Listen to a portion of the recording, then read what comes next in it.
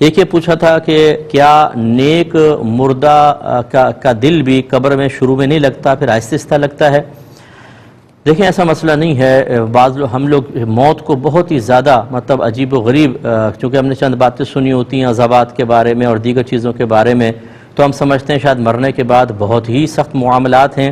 ایسا نہیں ہوتا.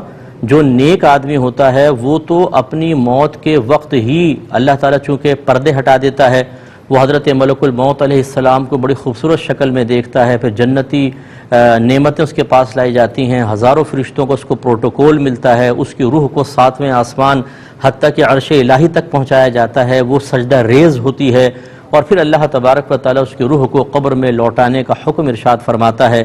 پھر منکر نکیر کے سوالات کے جوابات میں ثابت قدمی، پھر اس کی قبر کو جنت کے باغوں میں سے ایک باغ بنا دیا جانا، تا حد نگاہ وسیع کر دیا جانا، اور پھر مختلف معاملات. بعض اوقات تو فرشتے اس سے کہیں گے کہ تم سو جاؤ، جیسے دلہن شادی کی پہلی رات سوتی ہے، تو وہ سو جائے گا، اور پھر جب قیامت قائم ہوگی تو اس وقت اس کی آنکھ کھلے گی، وہ آنکھیں ملتا ہوا اٹھے گا، اس کو اٹھایا جائے گا جب تو وہ سمجھے گا کہ شاید ابھی تھوڑی دیر کے لیے میں سویا ہوں.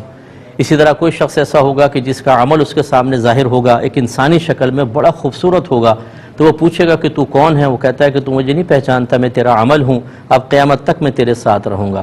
لہذا اچھی طرح یاد رکھیں کہ ایسا نہیں ہے کہ آپ کو قبر میں چھوڑ گیا اندھیری قبر میں اور چھوٹے سے اس میں آپ لیٹے ہوئے ہیں کہ یار اب کیا کریں، کچھ کرنے کو تو ہے ہی نہیں، اب یہاں پر نہ لیپ ٹاپ ہے، نہ گیمز ہیں، نہ کچھ ہیں، تھوڑی دیر سوچتے رہے آپ، پھر بور ہو گئے.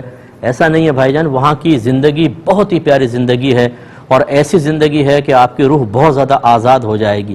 بلکہ اس دنیا کے اندر ہم مقید ہیں، آزادی تو اصل میں ملے گی آخرت میں، لیکن اسی شخص کے لیے کہ جو اس مختصر ترین زندگی کی قدر کرے، وہ اس میں نیک اعمال کرے. اگر فراڈ کرتے رہے، جھوٹ بولتے رہے، حرام کماتے رہے، نماز قضا کرتے رہے، ماں باپ کی نافرمانی کرتے رہے، تو یہ دنیا پھر اس کے لیے آزادی کی جگہ ہے. مرنے کے بعد ہو سکتا ہے کہ اللہ تعالیٰ اس کو ایسی پابندی میں رکھے کہ پھر یہ نہیں ہے کہ کچھ عرصے بعد گناہگار کا دل لگ جاتا ہے. دل لگنے کی تو بات ہی نہیں ہے، پھر جو عذابات ہوں گے وہ تو دل لگنے ہی نہیں دیں گے. اللہ تعالیٰ ہم سب کو اس سے محفوظ فرمائے.